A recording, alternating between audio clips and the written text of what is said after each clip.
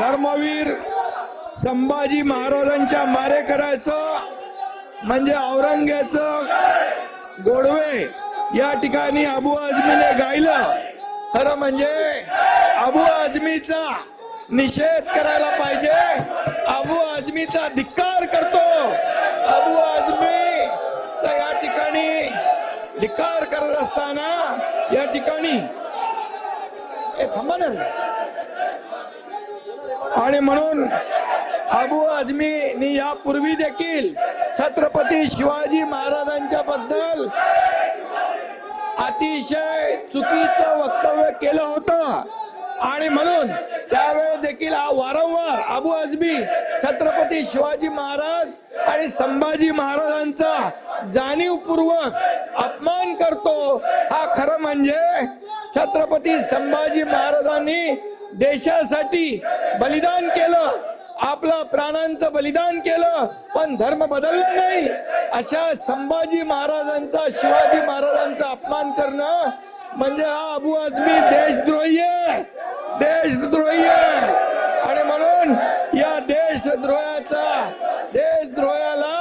या सभागृहामध्ये बसण्याचा अधिकार, या सभागृहामध्ये बसण्याचा अधिकार या देशद्रोही अबू आझमी याला नाहीये।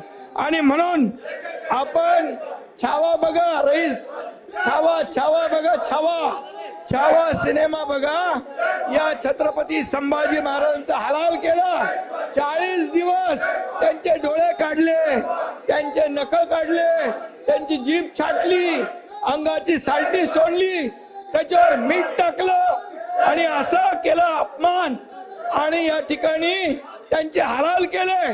40 दिवस अत्याचार केले, धर्म बदला म्हणून सांगितलं।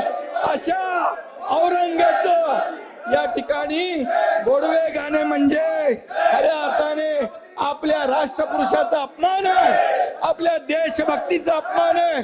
आणि म्हणून मी एवढं सांगतो, देश धर्म पर मिटने वाला, देश धर्म पर मिटने वाला शेर शिवा का छावा था, महापराक्रमी परम प्रतापी एक ही शंभू राजा था, एक ही शंभू राजा था, एक ही शंभू राजा था।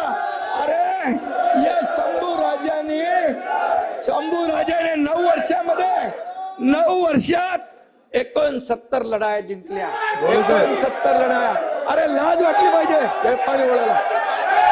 आणि तुम्ही या ठिकाणी 69 लढाया जिंकल्या आणि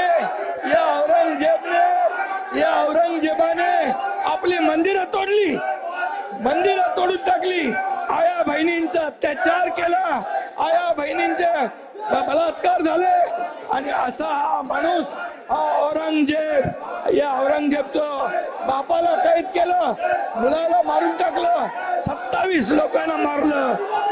हा क्रूर कर्म। आणि म्हणून याला निलंबित झालं पाहिजे, याच्यावर देशद्रोहाचा गुन्हा दाखल झाला पाहिजे, अबू आझमी निलंबित झाला पाहिजे आणि त्याच्यावर देशद्रोहाचा गुन्हा दाखल झाला पाहिजे।